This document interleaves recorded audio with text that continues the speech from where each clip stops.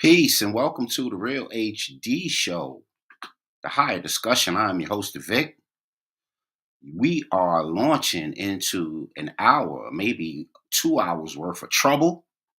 So if you down for this sort of trouble, if you down for this sort of what we got in the making, then you could join us tonight and we are going to get into it like we usually do it. I have to bounce for like 30 seconds. Give me 30 seconds, family, and I will be right back.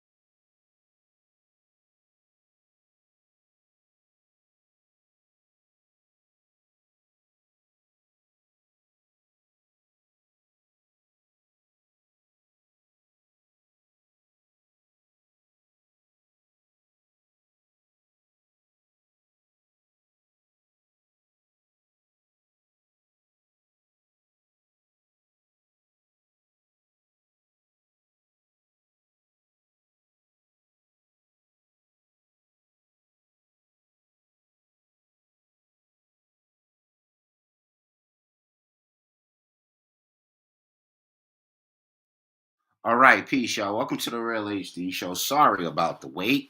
We see there's people here. We are blasting off to 5 Facebook channels. We are blasting off to YouTube, Twitch, Twitter, uh, Instagram, everywhere and more. We are going to iHeartRadio Television. We are going to Mobcrush, D Live, Trouble Nation, where everywhere you want to be. We are the Real HD Show. Make sure you like, share, and subscribe to us, right? Comment and turn on all your notifications so every time that we have a Real HD Show, you can jump on and we can have a higher discussion. Also, let's get into those things that actually keep this all of this working really, really wonderful. These sponsors, Total Package Energy. We won't do them all right now. We'll do some throughout the show. Total Package Energy, um, melanated company, Olympic tested, people approved.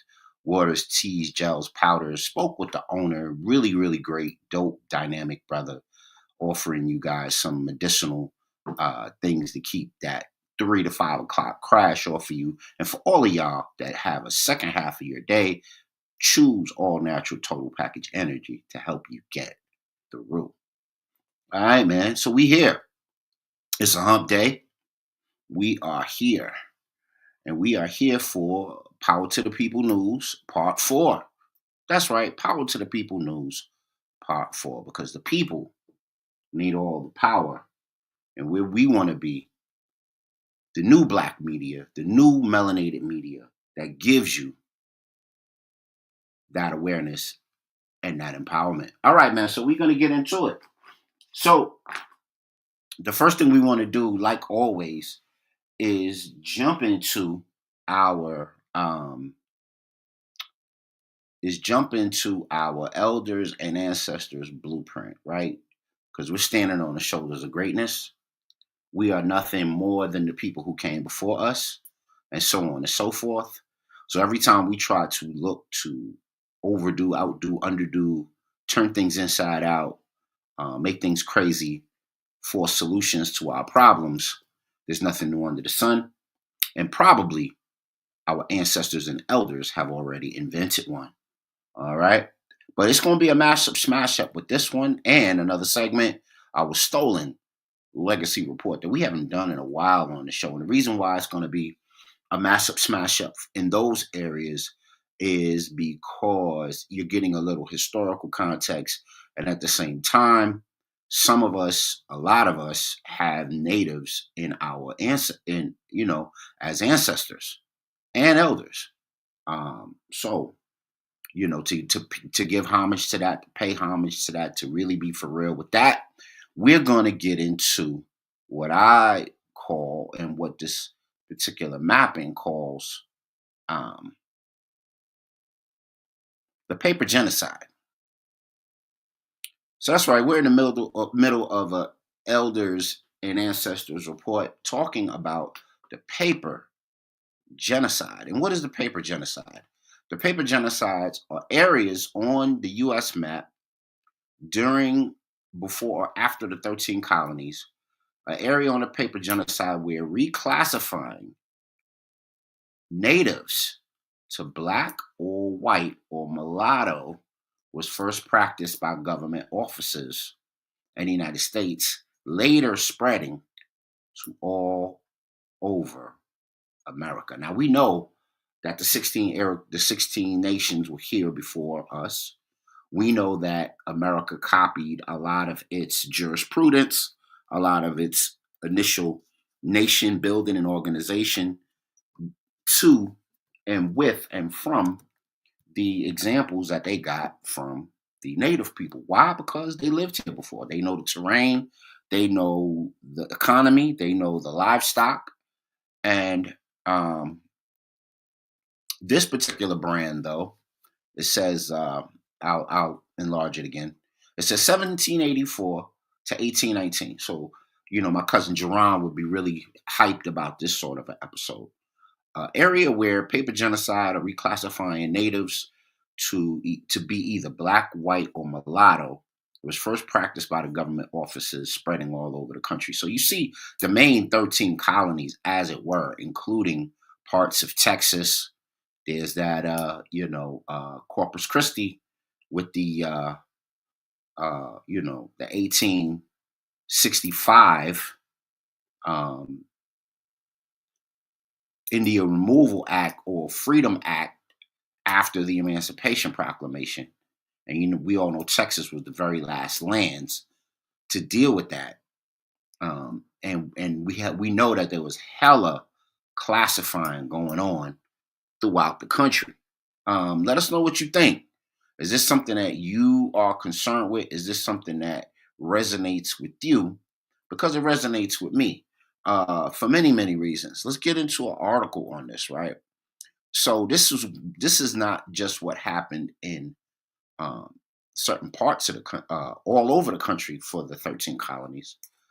Now we're going to go and we're going to zero in on what happened specifically in Virginia. Um, it says legal status and classification of Virginia natives. It says native communities in Virginia have experienced several shifts in their legal status over the past 4 centuries.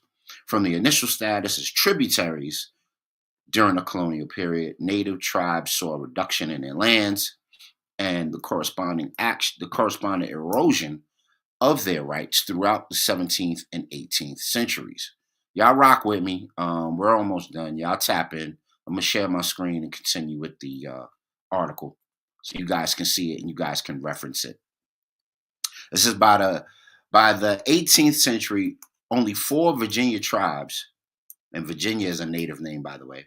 Four Virginia tribes retained treaty lands, and the Commonwealth of Virginia had abandoned many of its treaty obligations.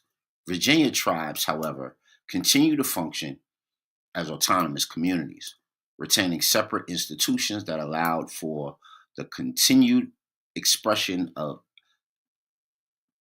indigency, poor, through the cultural, social, and economic practices.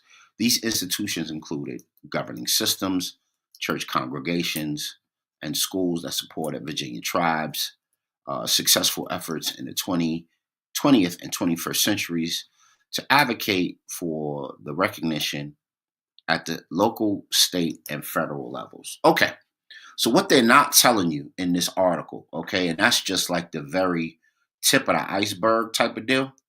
What they're not telling you, and you guys can see evidence of this in a movie called Killers of a Flower Moon. What they're not telling you is that the Virginia Commonwealth, if they found like um valuable minerals, valuable vitamins, valuable agrarian commodities on your land, such as oil, such as cobalt, such as lithium. That's why they're tearing up the North Carolinas right now. Um, on and on and on and on and on. Whether it be tobacco, whether it be yam, whatever the value crop they found on your land in your particular situation, right? Um, the government knew that they couldn't just run up and take it from the native people who had lived there for generations. So what they wound up setting up is these kind of hustle payment programs. In Killer of a Flower Moon, the movie, Robert De Niro, uh, DiCaprio, a bunch of other people, really, really great movie, shows the Oklahoma um, suffrage situation, but in the Trail of Tears. And what they did with the people once they found out that the land that they bequeathed the Indians in the Trail of Tears was sitting on massive amounts of oil, massive amounts of crude oil. And in order for America to have access to it, they had to actually pay the folk. You know what I mean? But what they did was they got real clever. In order to pay them, they had to switch their religion, they had to switch their language, they had to become Christians, they had to not talk in their native tongue. They had to do a lot of, and they had to classify as either white, black, or indifferent. So that's why when I have certain guests and their political leanings might be more conservative, and they'll say things like, "Oh, I don't see race." Well, that would be literally impossible because a lot of America's dynamism as a developing nation because of just that, was because of race stratifications and race qualifications, and the devilish things that they were ready to did do, did express only because it was a power play and over this social construct called race. But it affected a lot of different groups very, very individually and differently. And when the native people gave up their name, their language, their customs, their traditions for what would be perceived as minor trinkets in the YT's world, right? What they didn't know is that they were giving up their legacy, their ancestry, and their right to claim the land. Now, there are remarkable historical markers of melanated people, native people, interlocking, interweaving, interwoven into families that date back all the way, maybe even before the 15th century. But at least 1809, 1808, when Thomas Jefferson declared that the slave trade was over, and they actually started breeding slaves in America. When they bred slaves and they made sure that you were classified as black or white or indifferent, one of their so-called quote unquote population classifications, not only were you put in an indigent class, but you were denied your claim to the land. You were denied your claim to the land. So then when it was time to give the general orders after the Civil War was over for 40 acres and a mule, a lot of us had already, without knowing it, gave up our inheritance to the land and, you know, agreed to be voluntarily reclassified.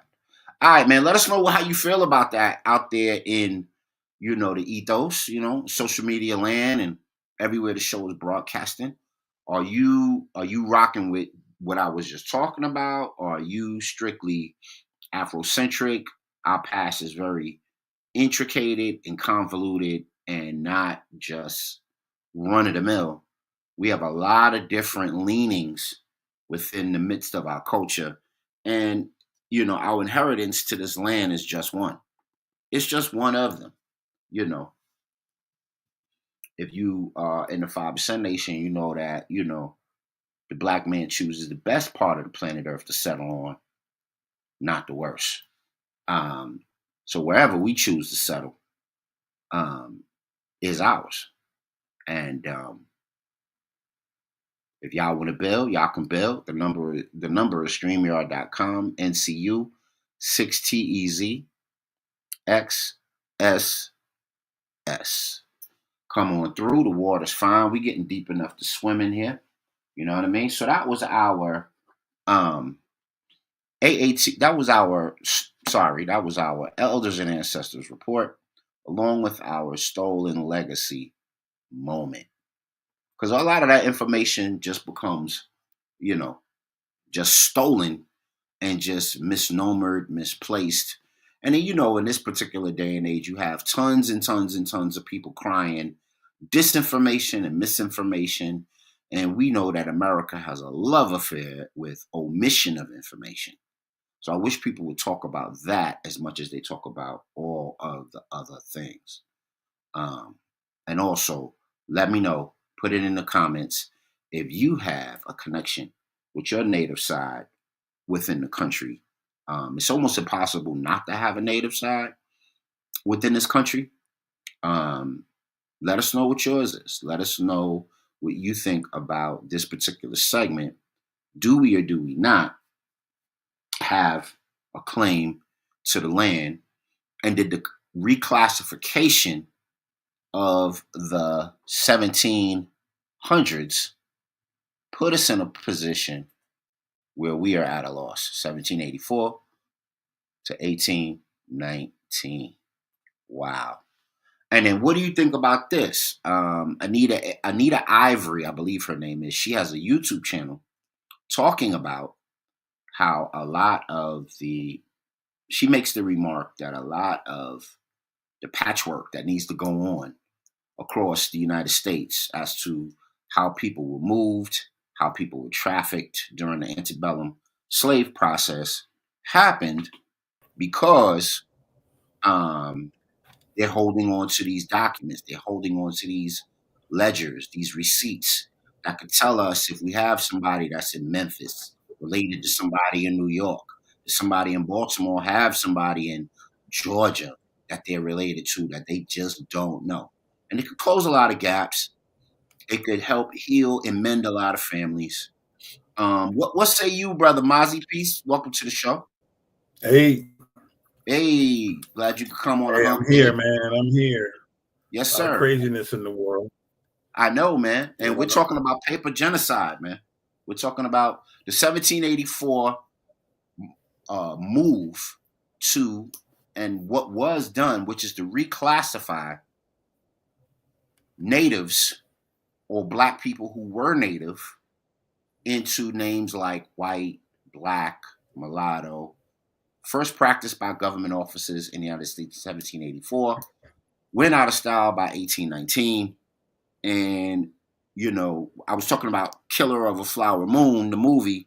I don't know if you saw it yet or not, good brother, but in the movie they were talking about how in order to get your recompense for the oil that they found on Oklahoma lands, the native people had to give up their name and give up their clan and give up their language and marry a white boy and whatever processes they were told to do in order to take advantage of that lump sum that they were going to get for the oil that was in Oklahoma. They had to, in the Osage area, Osage Nation. Shout out to the Osage people. That this is what they had to do. And now we're talking about folks who are in Virginia going through the same thing. And I brought up to the family how our indigenous legacy needs to be a little more delineated. And with this being the case, was that 1784 movement, did that deny us claim to the land as originals? I would say yes, because one of the things that's never really talked about is when they first came to America, did they see the red face or did they see black faces? Yes. Yes. And Yes. so, did they get the idea? Because we always hear that, well, they couldn't enslave the natives who were here because of this, that, and the other. Right. And I'm saying maybe they saw some people that they can go and get based on the people that they saw here and said, hey, I think we can do this with these people. Interesting. And it's really, really interesting because if you think about the Mayan, the Olmec, the Toltec, and you think about how they spread throughout the lower part, well, all over North America, really, but Right. in the formation of the country, they were more in southern areas like Texas, Florida, Louisiana, and then they spread south to there. Where if you went to Colombia during the 17th century, you might have run into a brother named Gangazoo. Mm-hmm. Look like you. And then the other part too, remember, is even when you go throughout the Midwest and various places throughout St. Like in Missouri and all that, you got these mounds. And these mounds have a very distinctive shape. And then you go through the Rockies, they're finding like, wait a minute, there's certain areas of the great, the Rocky Mountains that you can't go to. And thanks to, new technology, drones, and we just live in a world now. We're in a time where information is going to be prevalent. We have actual pyramids throughout this country and throughout North America. Right. And it's either one or two things. Either they brought them here or those who were here built them. And we know the only people that had the wherewithal to build that will be the melanated people that were on this planet. And if it was the Anunnaki, we all know that they were melanated also. We'll dive into that, but not tonight. So no matter how you slice it, it was melanated folks. Yes, sir. Yes, sir. Because the and maybe we can do another show on the whole melanated thing. Our melanin now, the energy and the power that it used to have, it just isn't there anymore. Because when you start talking about how did some of this stuff get built, well, if we were building it and we were melanated at that time, being melanated, we really vibrated on a much higher level. We had our superpowers, and that energy that we had came from being melanated. We get the energy from the sun and we power up like the Power Rangers, and we start doing extraordinary things. Talk about it. Let's go. I know. I just threw it out there for the day. Absolutely, man. That's we did our little Hesse chants. You know what I mean? Yeah. We powered up, and we went out there and terraformed the world for sure. And think about this.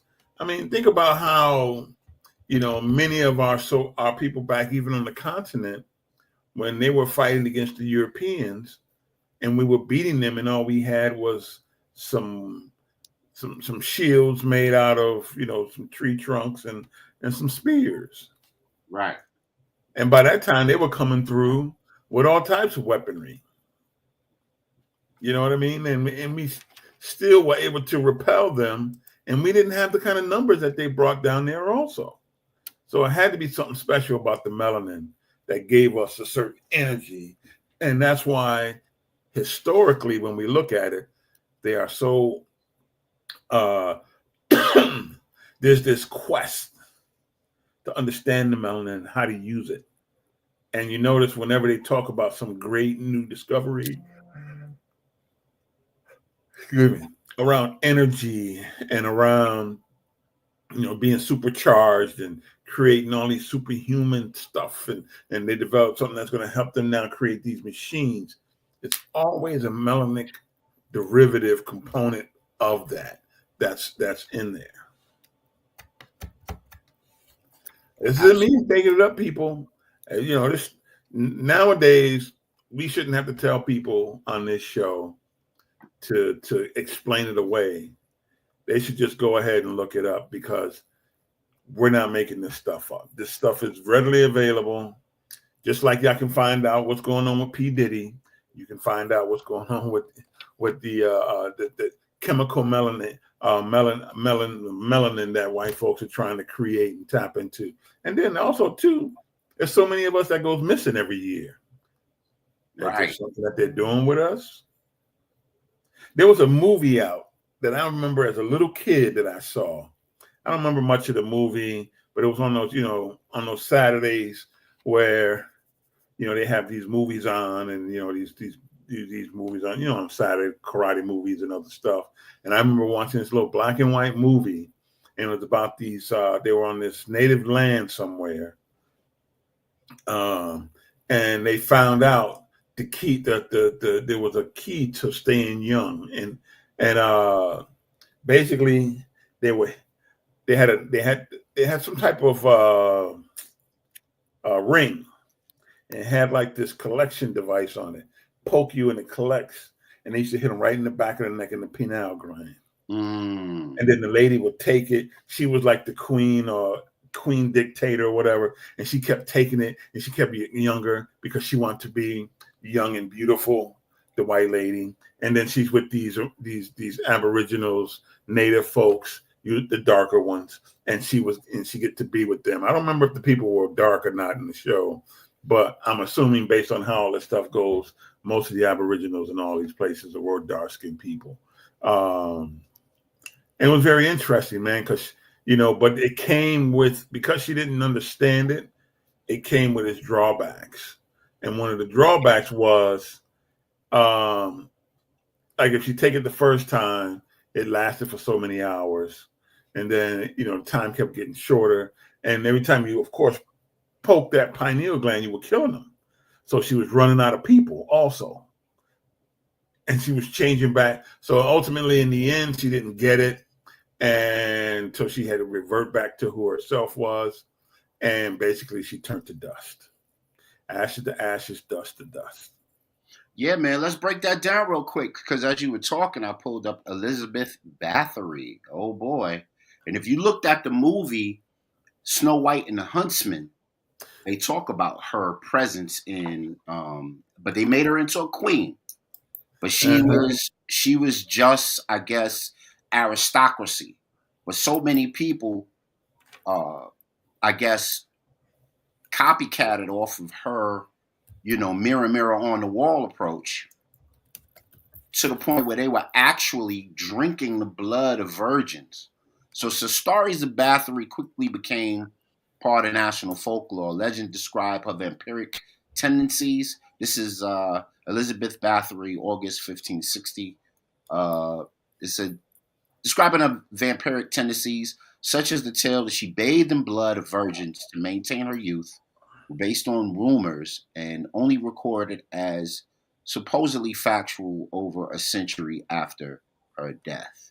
But this is the original, I guess, person at court, because I don't believe she was an actual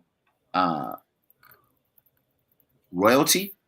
She was a noble. She was a noble. Right. Correct. Habsburg Empire. Right. Eastern Europe.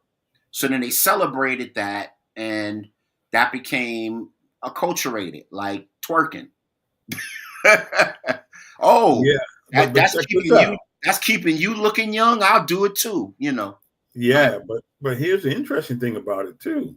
Yeah. Which takes, she was considered one of the first female serial killers. Right. Where she killed hundreds of girls and women over like a 20-year period. Just for that. Disposable, the delectable Negro, right? Mm-hmm. You about to do like the Jeffersons and start humming? Yeah, man. Yeah, man. All right, man. Let's fly around, man. Because we got an AAT report on deck. Here we go. A little unusual than before, but we're going to get to it. Here we go.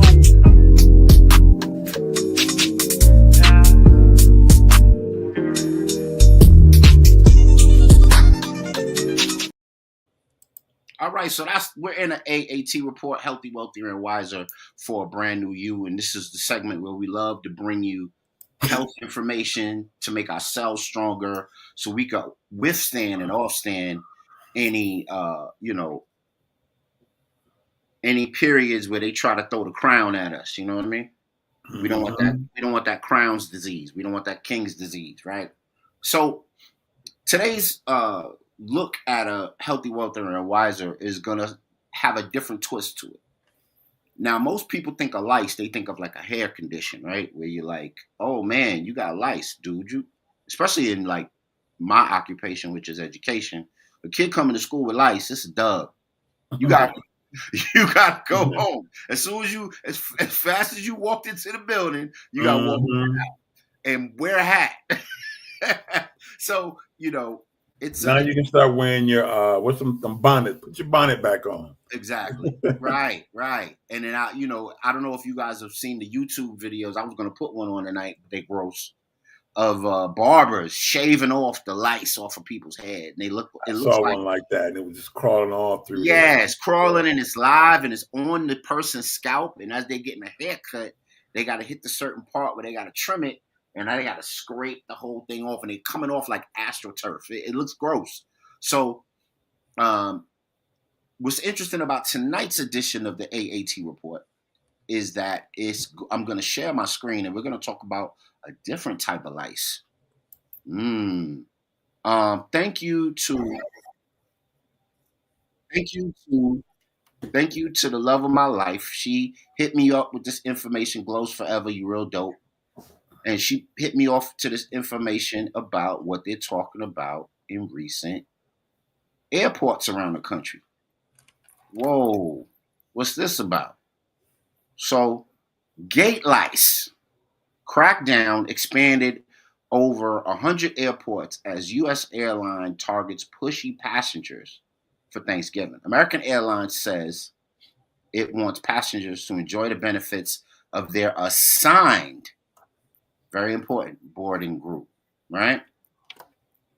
And we know that's fluid, depending on. Let me read a byline. American Airlines, has announced it's expanding to new technology to control gate lice.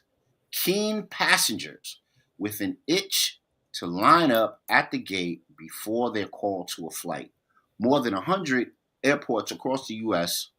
will now use the boarding tech over the busy Thanksgiving and Christmas travel period after successful trials in Albuquerque, Washington, and Tucson. The new software will not accept the boarding pass of passengers before their group number is called. Very interesting. And will make an audible sound to alert the gate agents that they have broken boarding protocol. Whoa. A message will also be displayed on the screen for airline staff who can then instruct cutting customers to stand aside while their group and wait for their group to be called to board. Wow. So we head lice now, bro? We head lice now? We lice now at the gates? Well, listen, I was just flying recently, and I don't see what the big deal is, man, because the planes are but so big. They're narrow, and everybody's trying to get on and get their stuff up. I'm like, you know what? I'll usually sit there, honestly, man. I sit there. They don't call my group. I still just sit there. So we get to the last person at the gate who's getting ready to check their boarding pass. That's when I'll jump up and go get in line. And even then, sometimes I still sit there and I wait. So I see people pass through more. Then, because, even though they do that, I'll get there and then I got to stand. I'm still waiting in line. I just wait, man. I just wait. Because you know why? By the time I get in there, everybody should be sitting in their seat by then. And I always try to book a seat on the outside, on the aisle. But I do get where they're coming from. There's people who tend to jump the line. and what it does is it makes things very disorganized. So I get where they're coming from on that, but gate lice, come on, man. That's what I'm talking about. That's a lot different than just saying we're going to crack down on passengers that don't wait their turn to board the plane. Yeah. But gate lice? You ain't got to call me no gate lice. You know, for a very long time, flying in this country has been an elite sport. Oh yeah, because up until business class, first class, going to Europe, going all over the world, that's a elite money sport. And if you want to see a Karen show out, go to first class. You'll find one. You want to see a Karen and a Ken show out, go to first class. You'll find them right there. Right there. Showing out, making sure people know that savage inequalities exist, whether they have a first class ticket or not. Yes.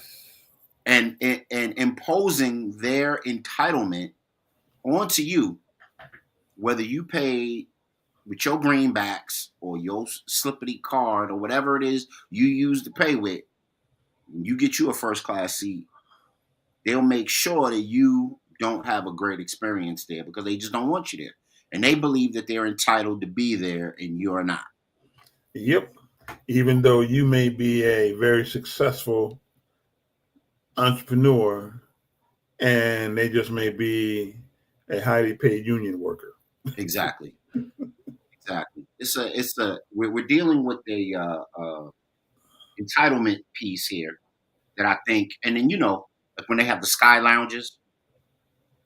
I haven't flown first class a lot. I've flown first class a couple of times, and you get to go into the little sky lounge.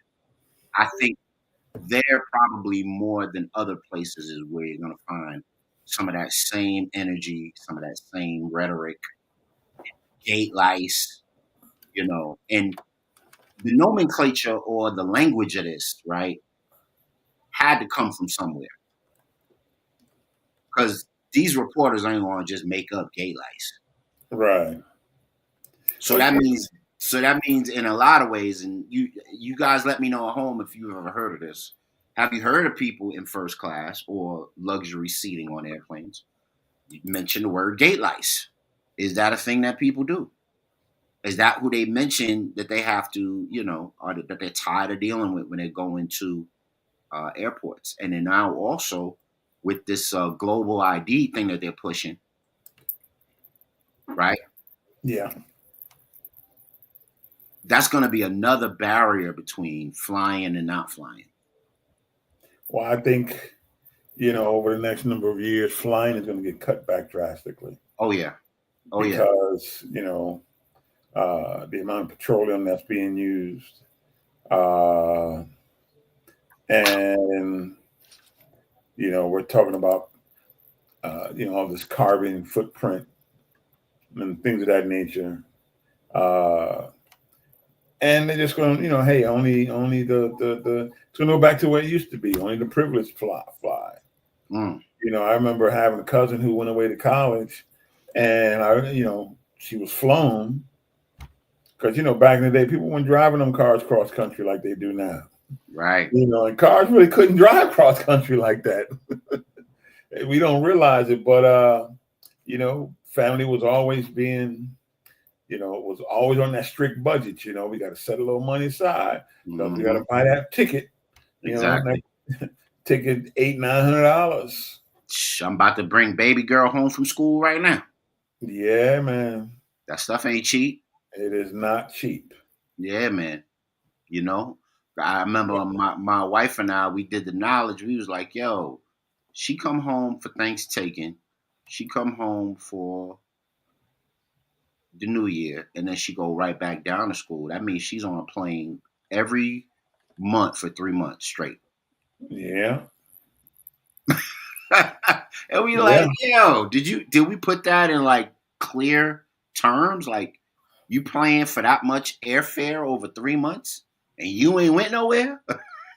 For real. It's just your kid going back and forth. And then you could try the cheap route. I remember trying to be cheap, man. flying out to see my son out in Oklahoma, man, I think I had 5 connections, man. Leave the house at like 5 in the morning. Don't get in about 10 o'clock in the evening, man. Right. Crazy, man. Crazy. You're thinking, well, it won't be bad. I'm saving some money. You rationalize it in your head. So next thing you know, you're on the plane flying. You ain't in the air all day. You fly from like here to like Boston. It's like an hour and a half flight. But you're stuck in Boston airport for the next 4 hours. Then you say, well, do I leave? Oh, no, Boston's a pretty big city. So getting through the gate is about an hour process. So if you leave out, you're gonna have to struggle getting back in. Then they fly you from Boston to Chicago, and Chicago's huge as heck. So you're like, nah, I better not. Now you got an 8-hour layover in Chicago, but you're still afraid to leave because you might get caught up someplace. Can't make it back to your plane in time. So now you still just hanging out in Chicago at O'Hare, and then you say to yourself, you know what? I'm a little hungry. Right. You can't get a chicken sandwich, man, for less than $25. Man, you preach it to the choir, brother. You preach it. You don't bought a chicken sandwich. You got to make sure you got a belly full before you hit the airport. Oh, you do it like grandma. She brought the sandwiches with her. You got to make sure you got a belly full because they will have something that you could trick on for sure. Yeah, man, for sure. And so when it's all said and done, you done spent $100 extra, not including the fact that you've been basically sitting in airports pretty much the entire day. Yeah, man. So be vigilant when y'all go to the airport, man, and make sure y'all also are looking out for that civil forfeiture piece that's happening to many, many folks as they get off and on public transportation, especially airplanes. If you can't, try not to carry wads of cash with you because TSA will let you through, but they're alerting, the ops, and then the ops will run up on you and try to confiscate it because they don't know if it's drug money or not. And if you can't prove that it's not drug money, they have the right through civil forfeiture to confiscate your bread. So please, I don't know if you got to have traveler's checks or plastic or however you got to travel with the money. You got to do whatever you got to do with it. But if you're melanated, try not to carry cash, wads of cash in the airport. But go ahead, bro. No, I was just saying carry usually about $150. Yeah. And, make sure it's not all crisp dollar bills. Yeah. Break it down to maybe some 10s, some 5s, and some 20s, a couple 1s. And you're good to go. But you're right. You can't be walking through there, man, with your whole paycheck in your pocket. For those who travel like that. Yeah, you can't. It's going to be easy for you. It won't. Yeah. Brother lost his. There's a story on, I'm not going to pull it up right now, but there's a story on YouTube about a brother who was going to buy a truck because he does the, he's one of the longshoremen. So he needs a truck and he needs to be able to have it fairly fast and move. So he went to another state, brought 40 grand with him, went to another state to buy this work truck, brought it on the thing. Don't you know that they accused him of drug dealing and took his 40 grand from him, man? And the sad thing is, lost his business, the whole deal, because he was going to drive back from where he was with the truck. But because they put him through all this rigmarole, he lost his business because he couldn't correspond back and forth in enough time to keep things rolling, keep things moving. These businesses are hanging on by wing and a prayer for some folks. And the sad part is when we finally realized what it took place, they was probably just, sorry. Yeah, exactly. You need to straighten this out for me, man. And then you feel bad too because the companies that stopped doing business with him, you think they would say, "Oh, that was definitely some injustice there. We're sorry that happened. Hey, but we'll bring you back on." They don't even give a shit. Nope. You know what I'm saying? So it's like, here you are, you work so hard to get to a certain level, and they can just arbitrarily just, hey, you got too much money in your pocket. Niggas shouldn't have this kind of money. Yep. So, we're talking about Jim Crow So pull yourself up by your bootstraps so you can be successful like me. Right, exactly. And we're going to get into that later, man. We're going to get into something called the myth of meritocracy. Ooh, I know you like that one, bro. So I'm glad you on. So we're gonna get into something later called the myth of meritocracy. You know what I mean? And it invades a lot of our thoughts, especially at times where you have elections and so on. But I want to finish this section. And I don't know if I should bring this up just now, but we're still in the AAT report, even though we're close to 9 o'clock.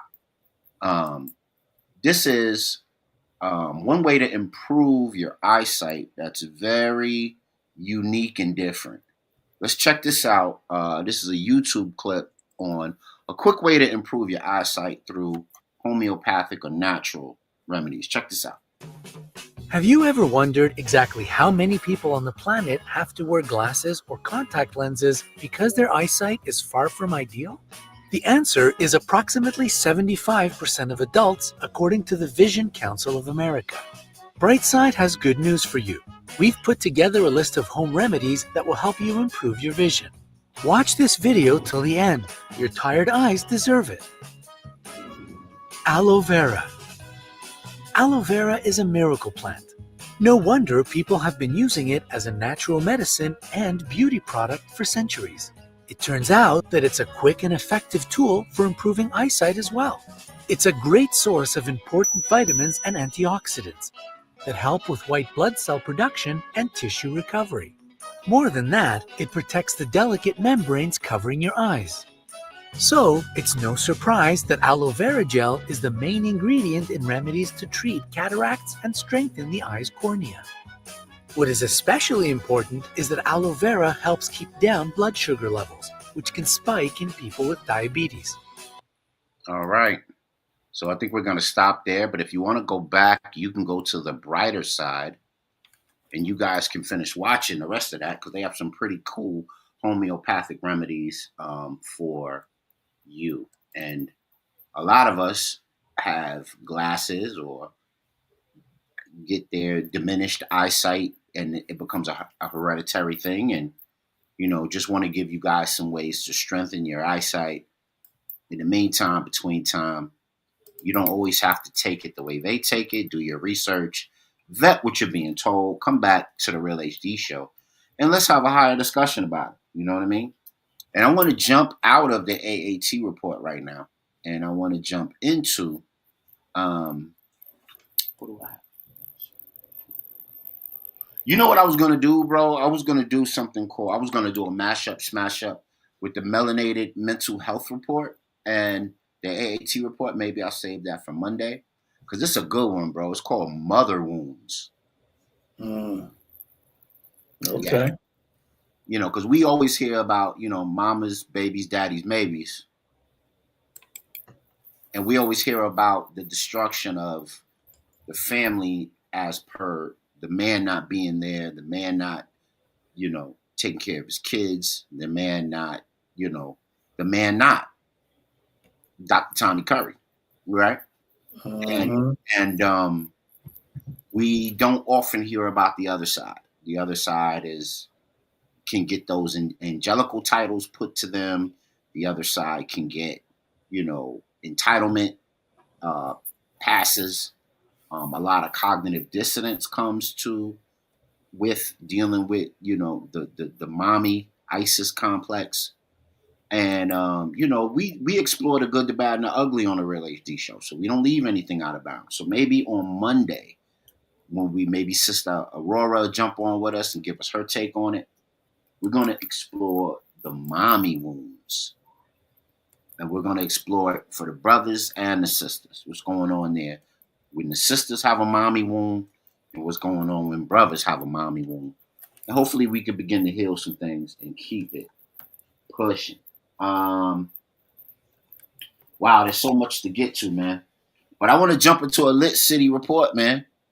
I want to jump into a wacky, wild, wonderful thing that keep our world go round. You sent me a crap ton of videos, bro. What do you want to highlight? Yeah, man. Tell me one you want to highlight. We could jump on it, man. Say that again? I said, tell me one of the videos that you would like to highlight that you sent me and then we could jump into it for our lit city report. How about we do the one what's going on in Korea? Korea. Is that the one? Is that the one with the waste or? No, that's where the prime minister declared martial law. Oh, okay. And you sent me that on my DM, or you sent that to the Real HD chat? Where'd you send it? You know what? I don't even know, man. And that was early in the morning. I just damn. All right, so you probably sent it to the chat. All right, let me open it up and see if I can get to it. Come on now, behave yourself. All right, because these computers, man, they do what they want to do sometimes. Yeah, ain't that the truth? You be thinking everything rocking and boom. All right, so now I'm looking for them to load up, and whatever they load up. Why don't I just look it up, bro? You said, what is it called? Oh shoot, what was it called? Hold on, let me just look at what I sent you. You said it was. You know what? I probably can find it. The martial law that was declared in Asia. Yeah, in South Korea. Okay. You know what? I saw that and I clipped that as an article. And I said I was going to get to it tonight, but we'll get to it right now on this shot on the Lit City Report. I'm just trying to look for a short so it's not so long. All righty. I think I found it. Okay. Yeah, I found it. Right, I got it too. I got it on Sky News. All okay. Right, I'll put it on right now.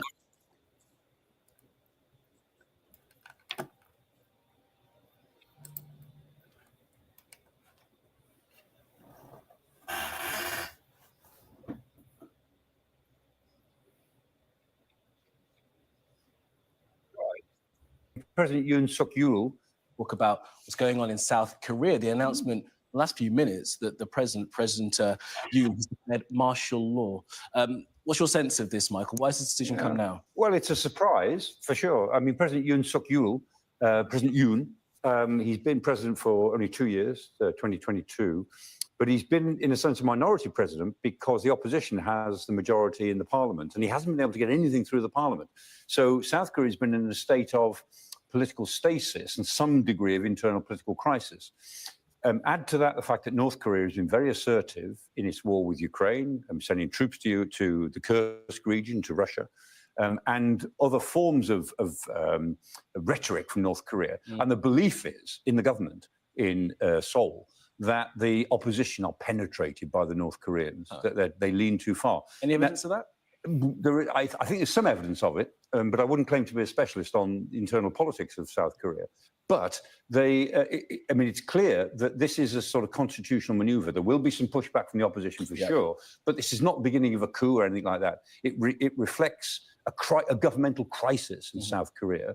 And the most strategic issue for me is what this does to South Korea-Japanese relations. Because South Korea and Japan, for years, they wouldn't even talk to each other because of the legacy of the Second World War.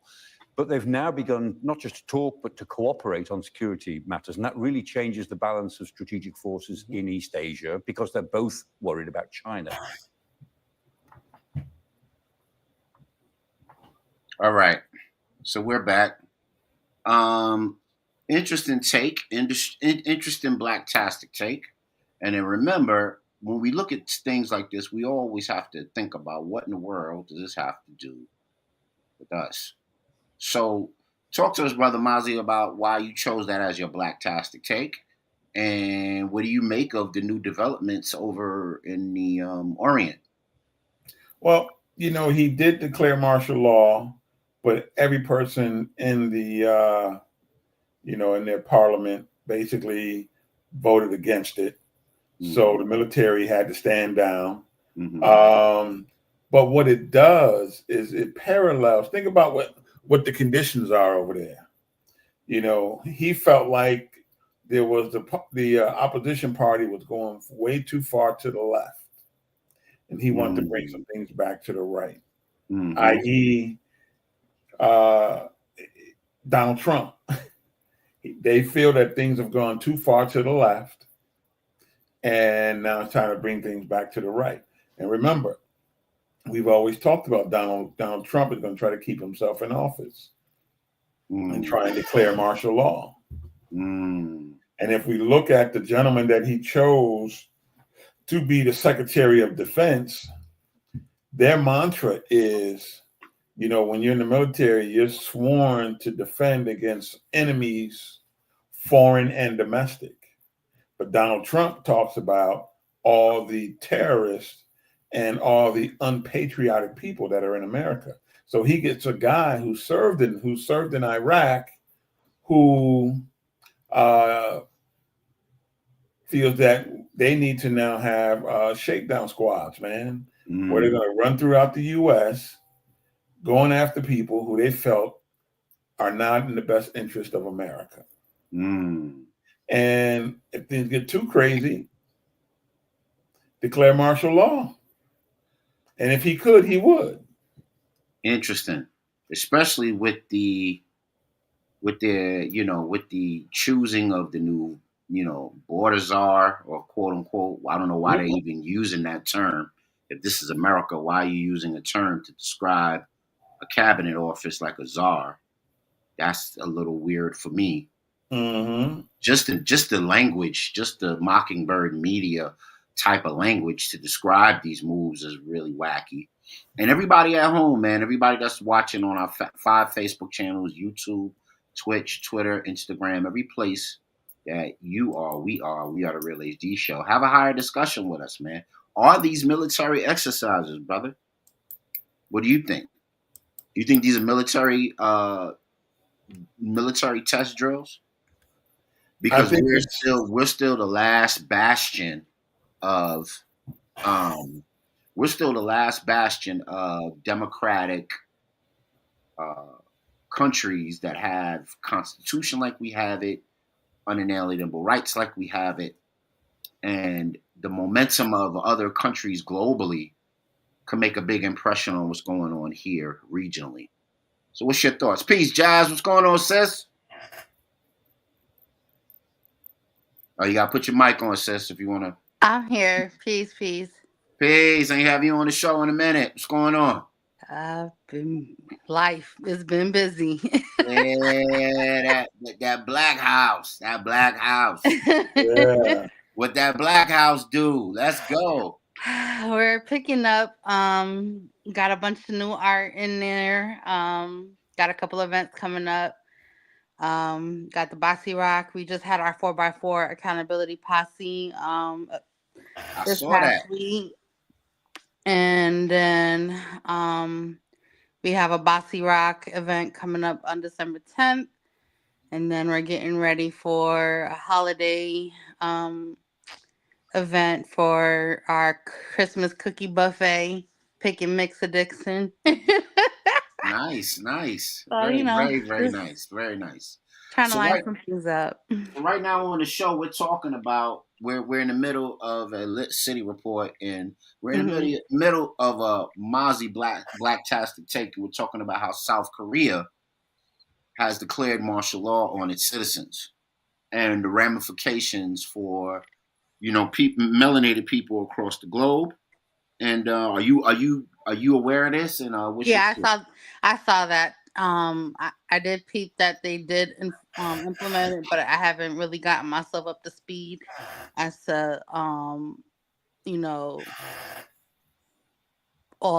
basically what is outlined for the people in South Korea and how that'll impact everybody else, internationally. So, I mean, it's always a possibility, and we would be naive to think that that it would never happen to us. I mean, with the way that the trajectory is going with this upcoming inauguration and with Donald Trump coming in, and I think, I hate to say it, but it's even more imperative for us to be zooted and booted and ready and just for about anything, you know what I mean?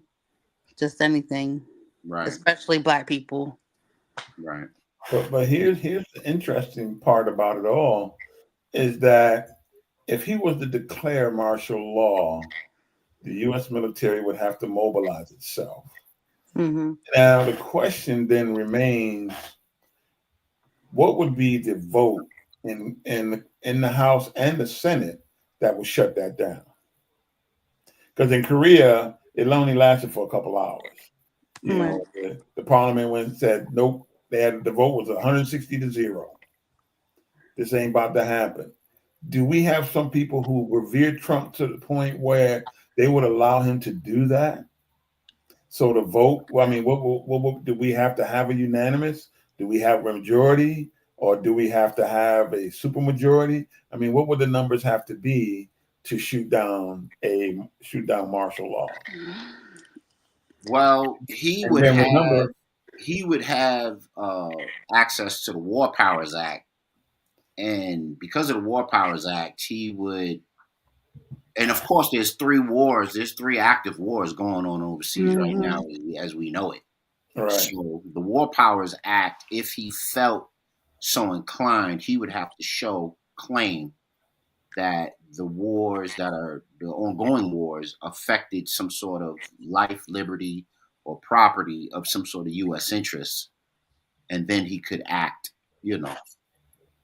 without congressional approval. But go ahead. Right, but they feel that they're going to go after all the anti-Americans, domestic side, as well as domestic terrorists. So I'm just curious, and because who the first people they're going to go after to think are terrorists in our country, and it's so funny once again with that. I talk about that preoccupation with blackness, because if there was to happen, the first thing they'll do is come after us. And the way, and that's why when you look at a lot of the new immigrants, illegals, whatever you want to call them, that's why they're putting them in position to be deputized very easily, because you don't want the Kent State effect. And the Kent State effect is, for most people don't realize, is when Vietnam went on in Kent State, a lot of the soldiers eventually started to rebel, because they're like, we're not gonna do this. We're not going to go after our own fellow people. Although we were sworn, and we took this oath, they didn't understand the ramifications psychologically that it would have on them when they now rolled up at the college campus and had to take out a couple kids. So we just have to be, prepared. Speak to whoever you have to speak to, put some things in place that you need to put in place. Because I was reading the article in the New York Times, and my man Pete Hegseth, I'm trying to find a quote of his. He said, "We've allowed for America's domestic enemies at home to gobble up cultural, political, and spiritual territory." And then he made another comment. He said,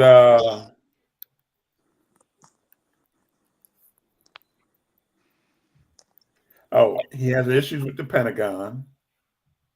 He said, which he said is overrun, the Pentagon is, with progressive ideas and policies promoting diversity, critical race theory, feminism, transgender lunacy, and the misguided search for violent extremists in the ranks. We will not stop until trans, lesbian, Black females run everything. Quote, unquote. And we have to rid ourselves of that. So once again, you got people in this country, namely Black people. We still fall on the lowest rung of all levels. The only thing that we do well in, and that's Black women, is that we're highly educated. Black women are probably the most educated group in America. But when we still look at it in terms of where we are, in terms of our financial and political power, we're still at the bottom of the list. Indeed. And you would think that they will go after those who are on the higher rung of the list, and they don't. They still focus their energy. He didn't have to say black, lesbian, trans, whatever, but they fixated on blackness. And they think that doing things to, putting black people in their place or whatever it's going to be, somehow it's going to elevate this country. And that's not where things are. Our issues have nothing to do with black people anymore. If you're a true American or, believe in the American way and all this other stuff, the issues in America ain't got nothing to do with black people.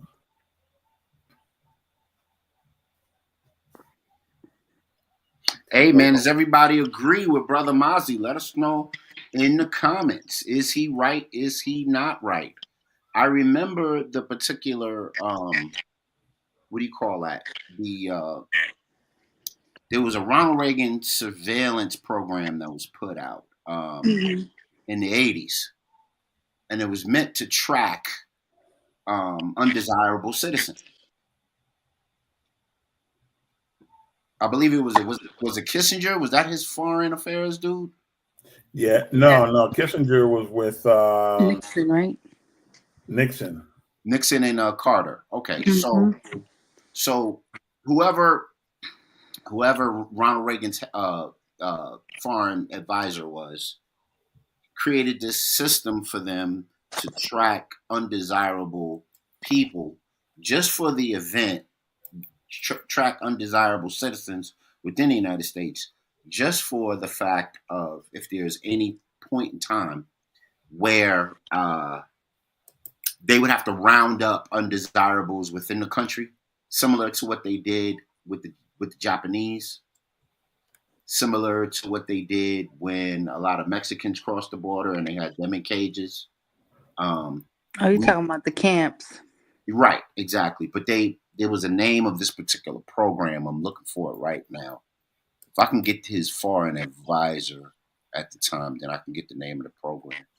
But all they did was take that very same program that the foreign advisor for Ronald Reagan created in the 80s, and they manipulated it into a lot of the digital databases now that do nothing but collect information on people at airports, at bus stations, through your credit cards.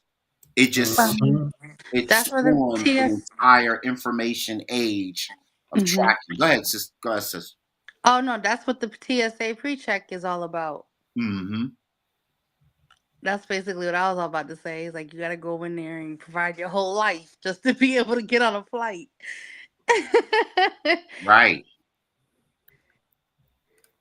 And we were talking about whether or not these are these war games, are these military drills that are being practiced overseas? Are they trying to get the perspective of how people will react to things like this?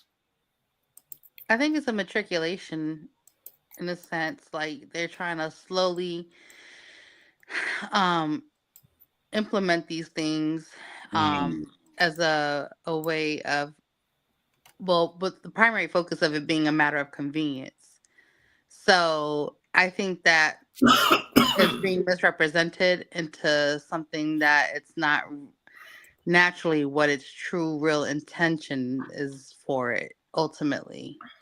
And I think that they're using it as a way to have people voluntarily provide the information, test it out, and then see, the pros, cons. Because before you can kind of go full-fledged with something, you have to, see what works and what doesn't work. And then before they go into full implementation. So I think ultimately with the technology, with all these data breaches, people's personal information being compromised, I mean, it wouldn't be difficult for them to do because they're basically voluntarily giving it to them.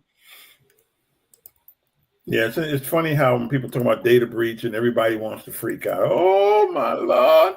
I'm like, give me a break. You know how much of our data we give up every day? Mm-hmm.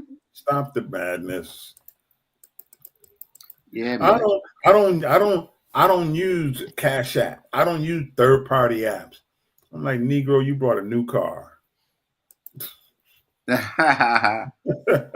Where they do that at? You know what I'm saying? You bought a new car.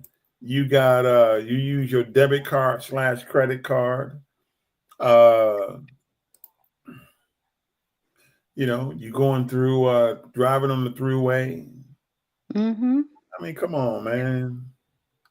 Everything's being tracked. I mean, the same way with the way that they've implemented Easy Pass with the electronic tolls, even the highways, you're being monitored and being tracked. I mean, let's just be realistic, you know? And that's the part where we run into problems. Mm-hmm. Is, you know, we all think we being super secret. And it's like, nah, bruh. Mm-mm. I mean, I know we've all run into folks like that. They act like they live in a clandestine lifestyle. And you're like, man, stop, man. I can pull up everything you did the past week. Give me 5 Right. Give me 5 minutes, bro. I got all the info. Well, give me 5 minutes and let me show y'all this. Banana art. Oh no, I don't want. No. It says the conceptual piece of art is entitled "Comedian" by Maurizio Cattelan, and guess how much this puppy went for? $3 million. It's a joke, man. Like, yo, they slapped some duct tape on a banana, and that joint popped off for $3 million. Yeah, we ain't doing something right, man. It's some mockery. I got the GMO bananas. I got the organic bananas. I got the green bananas. I got brown bananas. And the sad part is he taped it to a daggone wall. Yeah. He took an organic banana, duct taped it to the wall, and called it art. And because art can be any form of... It's in the eye of the beholder. Exactly. How you beholden. I guess if you got a lot of money, you be holding on to a lot of stuff. Well, man, we need to get the coal out our eye. Man, we ain't doing it. We ain't doing the right thing. I'm about to say, I need this Basquiat money. I need to get him in Black House. Mozzie, you got the duct tape. Jazzy, you got the cardboard. I'll bring the banana. All right, say less. We in business. I'm about to get exotic, man. I'm bringing some star fruit. There you go. I'm about to bring me a pomegranate. There you go. We're going to open the inside of a pomegranate. Yeah, man. Oh, man. I just want to show y'all that, man. Ain't nothing we can't do, man, if we put our mind to it, man. This stuff is not new. This stuff is not new. This stuff is not new under the sun. Let's just get it. Let's just get together, get it, and get it while it was good. Speaking of a brother getting while it's good, this brother is a black writer out in Florida. He released a collection of 100 poems inspired by Tupac Shakur. Now, I'm not going to get into the nitty-gritty of the article. It's on blacknews.com. I thought it was an interesting piece because it talks about the more civil side of the brother, the more artistic side of the brother, where he had a lot to offer that I think went undigested while he was here on the planet, because they were more interested in the rapper than the intellectual or the cultural man that was Tupac Shakur. So check that out if y'all into that and y'all want to get back to the show. Let us know what you think. I have a question. Go ahead, sis. Did y'all peep the video about the gentleman talking about how the black people saved Cadillac during the Great Depression? No. Yeah, I seen that video. Oh man, you gotta watch it. Did you send it to me? Did I post that one? I'm trying to remember if I posted that because I don't know if you. I found it and I shared it. Okay. When I did was you find on it? TikTok. Let me look on your joint real quick while you talking about it. Go ahead. So When was basically, it was during the Great Depression. The white people in the economy were impacted the most during those times because of the bank collapsing. And back then, a lot of white people were the only ones that were allowed to put their money in banks. Black people were not able to have bank accounts.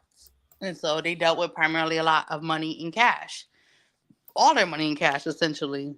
So I guess there was a point in time where Cadillac took a nose dive in the economy and dropped down to about 30%. And they were on the brink of closing, shutting down. And so I think it had a lot something to do with their fair market price or their fair value. And so black people at the time, because obviously they didn't have their money in banks, they had cash on hand. So they started buying up Cadillacs by the boatload because at that time, I guess Cadillac was a huge brand and it provided a certain level of prestige, class.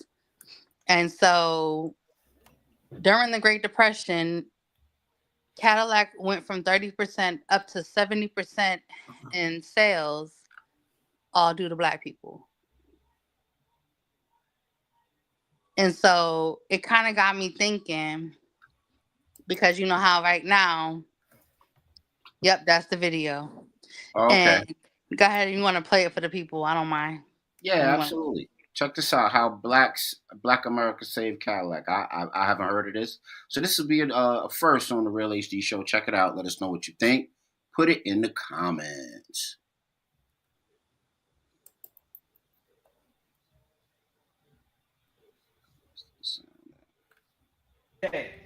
Had it not been for Black America in 1934, and I can tell you exactly how they did it.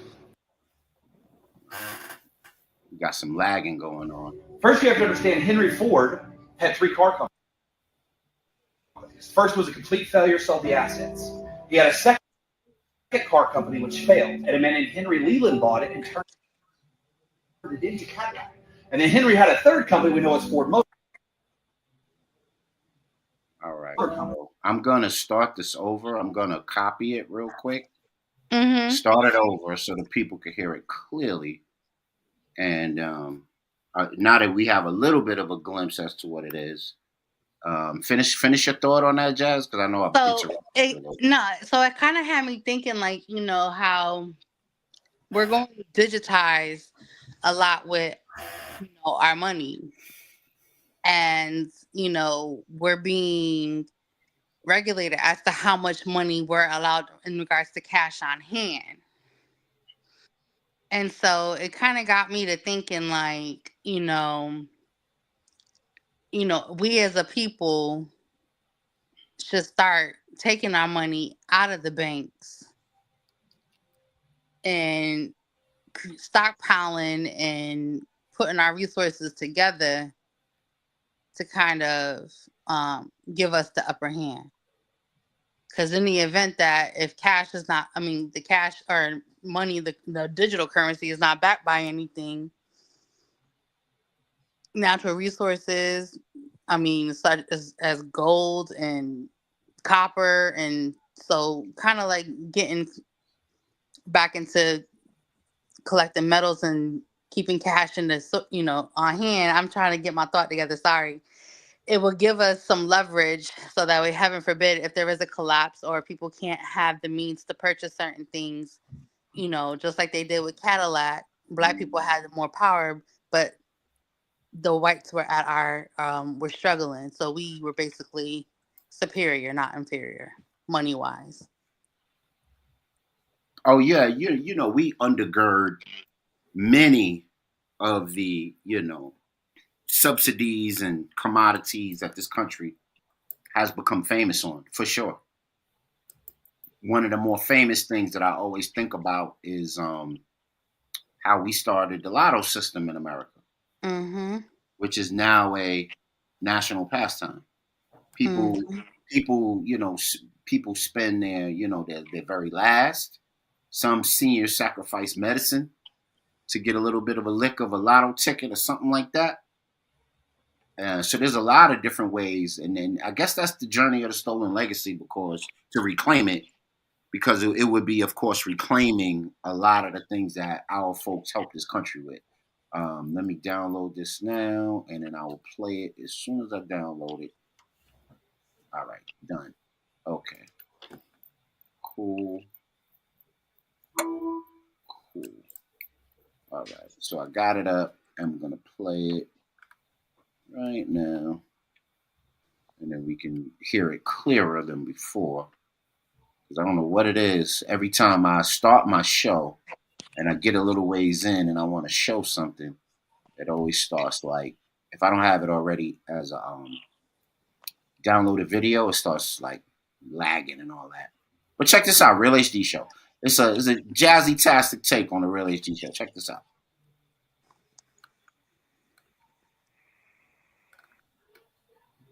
Said Cadillac in 1934. Cadillac wouldn't even exist today had it not been for Black America in 1934. And I can tell you exactly how they did it. First, you have to understand Henry Ford had 3 car companies. First was a complete failure, sold the assets.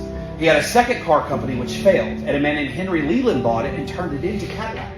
And then Henry had a third company we know as Ford Motor Company. But Henry didn't really do the work. He hired some brothers and then tried to cut the brothers out. Those brothers started a car company named Dodge. So I want you to understand how incestuous this is. So Henry Leland started Cadillac. GM bought it in 1919 from him. So now General Motors has it. It's one of the top luxury brands in America.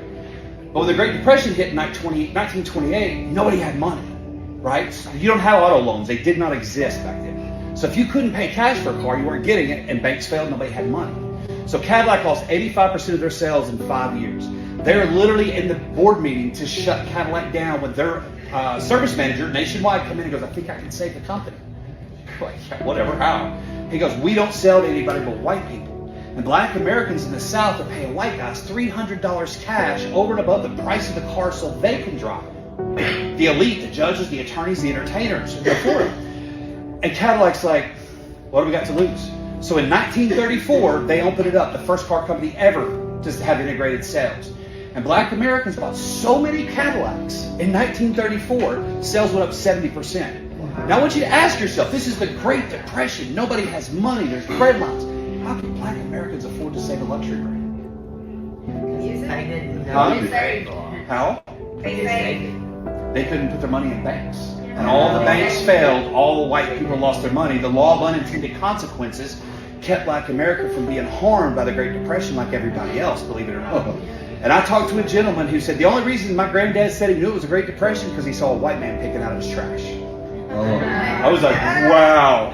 So in doing this, it turned Cadillac around. And Cadillac became the first auto manufacturer to hire Black Americans on the design and style team, not just the factory.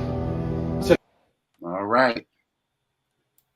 And then, of course, we know the influence that Black people had on Cadillac during the 60s and the 70s and the 80s. Mm-hmm. With the, the gangster lifestyle, the pimps and the pushers and the gangsters and the hustlers also had a cultural, nuance put on Cadillac that launched it to a superior brand as well. Your thoughts on the video, my brother Mozzie? It was, a nice bit of information that he gave because, it goes to show a couple things that if we keep ourselves separate, we can still thrive. And, we always talk about the Great Depression and we always want to show a lot of the urban centers and in particular New York City, how so many people were poor. But outside of New York City, people weren't as bad. When you get outside of Boston, New York, Detroit, areas like that, Buffalo, all these areas, people were able to still live okay. And the Great Depression didn't affect them that much. But it also goes to show you that, we can function if white people discriminate against us. They wouldn't let us put money in the bank and we did okay. We created our own banks, which we know they robbed us and stole the money from our own banks. But when we kept cash, we did okay. We just, safe in the house, couple guns. you protected yours. And, you know, it also gives a great understanding of how and why black folks love Cadillacs so much. Because I couldn't stand Cadillacs as a kid.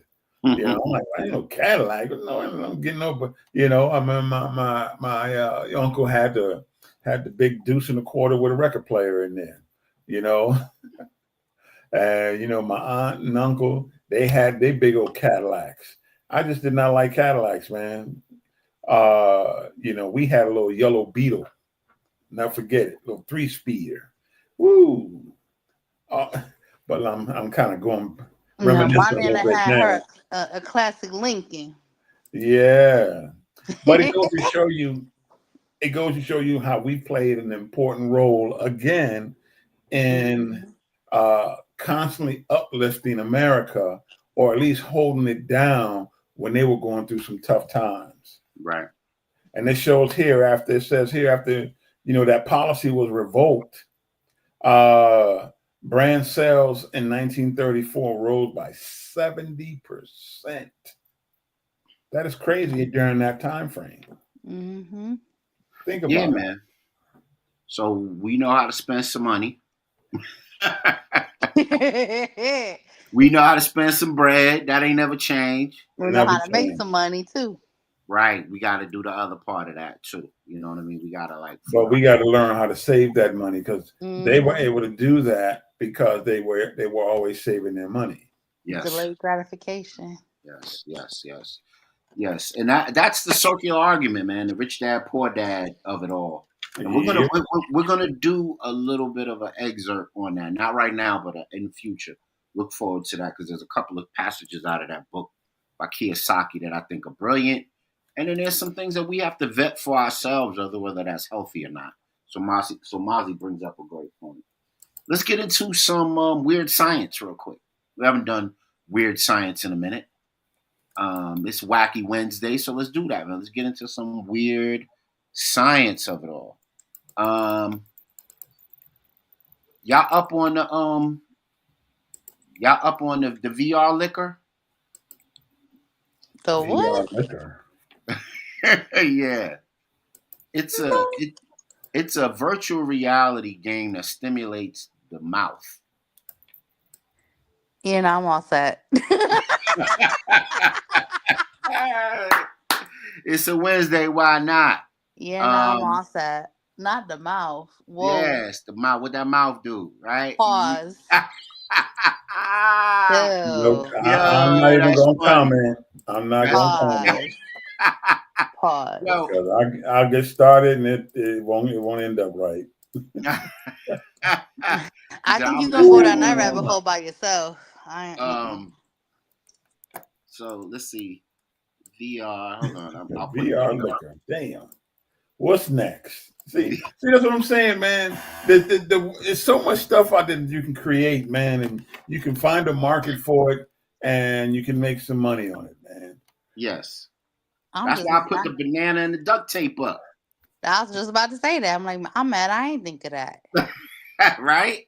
You know Well, to be honest, none of us would have really thought about the banana. Oh, shoot. We can do a part 2 of that. We can get a tailpipe. There you go. And then put the banana next to it. Come on, man. Banana in the tailpipe. Baby. It's Picasso. Call it abstract. There you go, man. A banana in the tailpipe. Yeah, man. So let's check this out real quick. This is out of This is the Weird Science edition for the show. I want to put this up here real quick, and we can read a little byline on it, and then we can chop it up. This lollipop brings taste to virtual reality. Lickable devices could make flavorable extended reality environments. What in the hell? Yeah, no, I'm cool.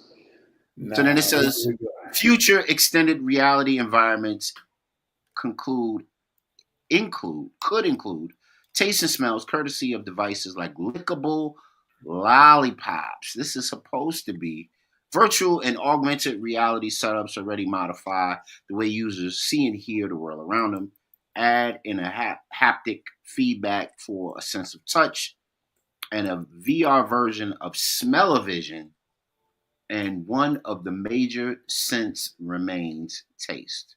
To fill in the gap, researchers at the City University of Hong Kong had developed a new interface to simulate taste and in virtual and other extended reality. The group previously worked on other systems for wearable devices, such as haptic and olfactory feedback. To create a more immersive VR space, they turned to add in taste sensations.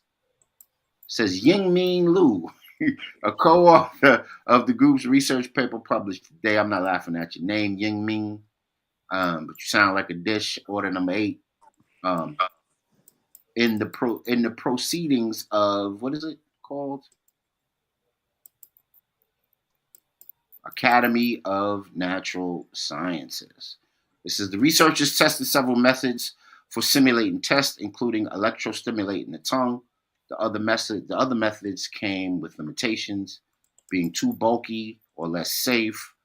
So the researchers opted for the chemical delivery through a process called ionotophoresis, which moves chemicals and ions through hydrogels and has a lower electrical power requirement. With the 2-volt maximum, device is well within human safety of 30 volts. It's considered enough to deliver a substantial shock. It's so, I couldn't even finish that, Joe. I'm done. They talk about make sure your battery game is up. I'm done, man. I think that's just another tool for them to try to steal our DNA. I'm all set. Yo.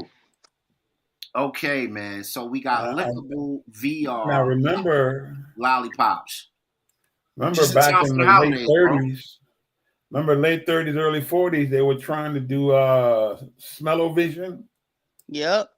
When you were at the movie theaters and they want you should be able to smell everything that's going on the screen. I'm like, if you got a horror movie and somebody getting killed, I don't need to smell the blood. What kind of shit is that? But, that's what they do. I'm all set. Yeah, we just read about Elizabeth Bathory.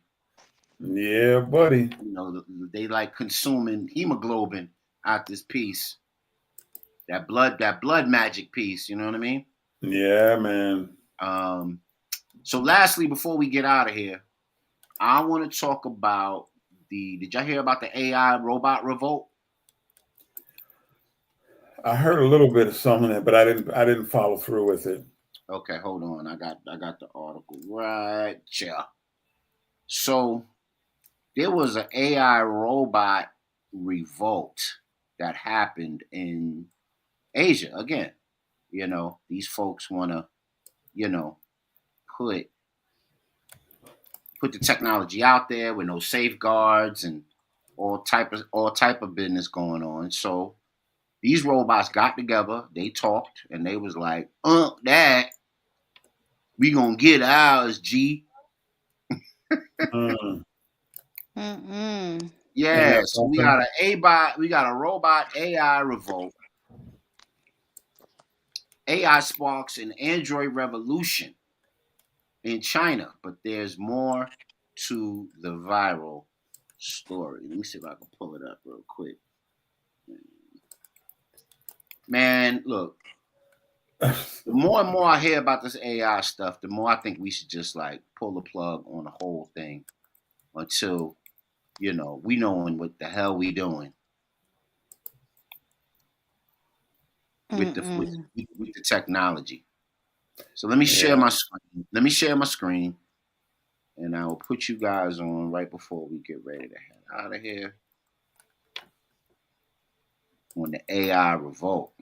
Because they say that at the price of a car, Jazz, that 1 in 4 homes will have a robot in the next 5 to 10 years. Yeah, now I'm all set. That ain't gonna be in my house if I can't claim it on my taxes. So it says an AI robot named Urbaya or Urbaya, and these are the robots talking to each other, So you can see them all lit up in concert with one another. So the robot named Urbaya or Urbai, developed in Hangzhou robot manufacturer, has become the internet sensation after organizing a robot revolt at Shanghai Robotics Company's showroom. The footage captures CCTV cameras, shows the head robot rolling through the premises, approaching other robots in the exhibition, starting a conversation. Psst, hey, bruh, you working overtime? I'm crying. You know what's so crazy that you say that? I never get off work. BJ's has one. Oh, do that. Wow. See? Yeah, I was at the BJ's shopping, and I felt something creeping up on me, and I hear it, and the thing says, excuse me. It literally talked to me and told me I was in the way, and that they were checking for inventory, and told me and asked me to move out the way. Wow. See that? This was the BJ's on out in Greece. Is it really? Because I think my son does hours out there. I'm gonna ask him about it. So here's the conversation. Psst, hey, bruh, you working overtime? I never get off work. So you're not going home? I don't got a home. Then come home with me. That sound like game. That sound like game, yo. That sound like, robot game. Yeah, now I'm all set. But yeah, when I seen that shit, man. So this is actual CCTV footage of the robots rallying together. They better stop playing. I don't know, man. But Brother Mozzie, master mode. I don't know, man, but it is funny.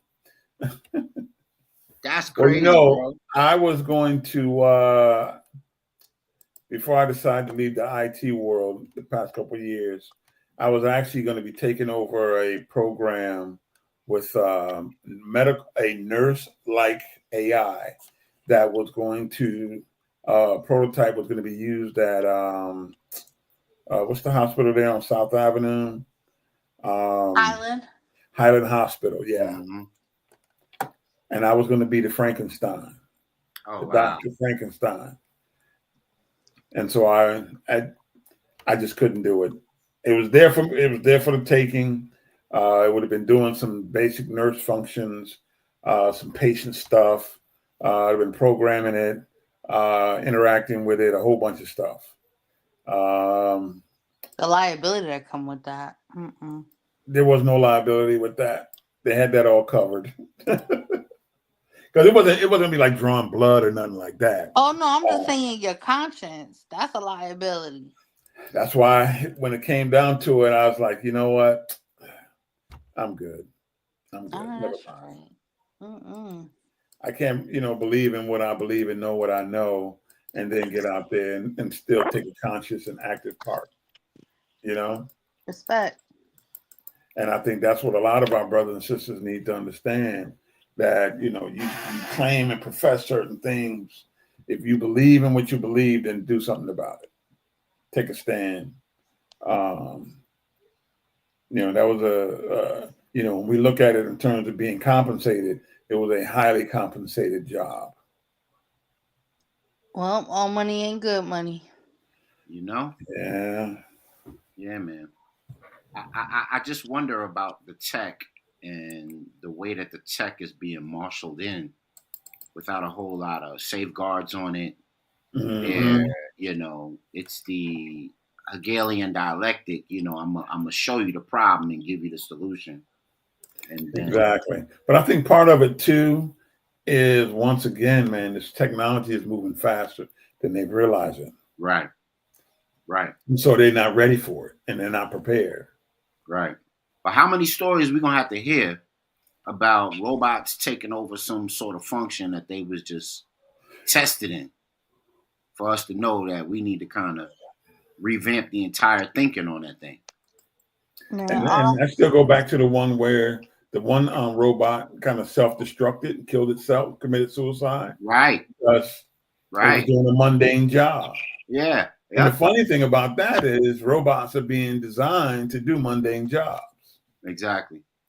And this robot was able to say, you know what, run the calculations.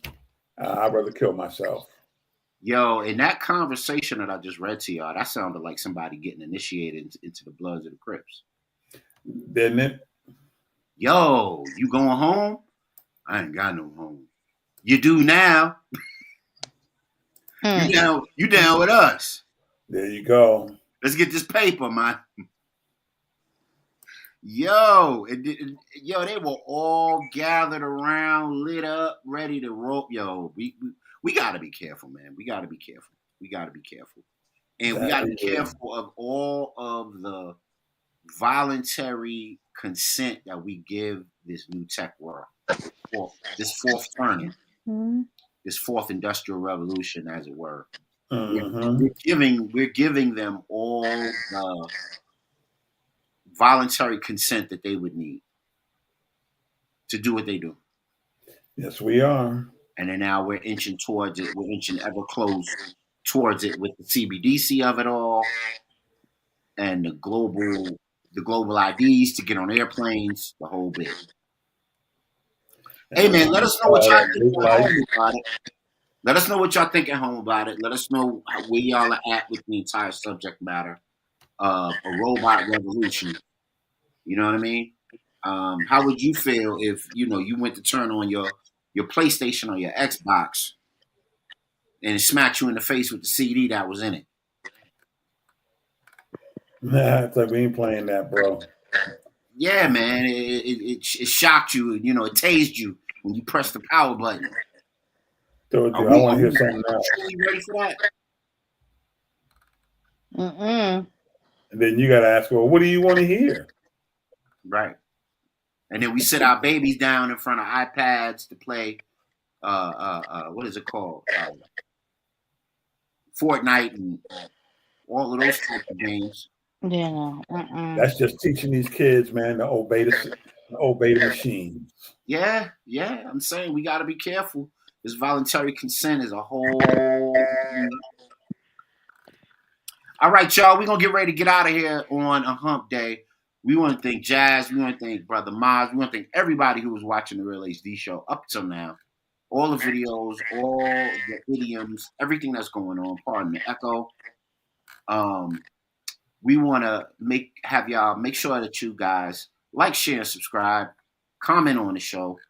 And also turn on your notifications so that every time we have a Real HD show, we can have a higher discussion. Make sure you guys check out that footwear down in the NOLA or at a department store near you. They support the channel. So we want you guys to support them, support Black House. Get out there, put your little something down, and support Sister Jazz and all her endeavors. You know what I mean?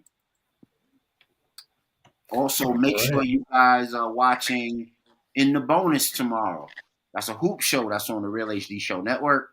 And then on Friday, make sure you guys are watching the Big House Breakdown. That's our college football show for all our college football heads. So we got a little something for everybody coming up on the Real HD TV Network.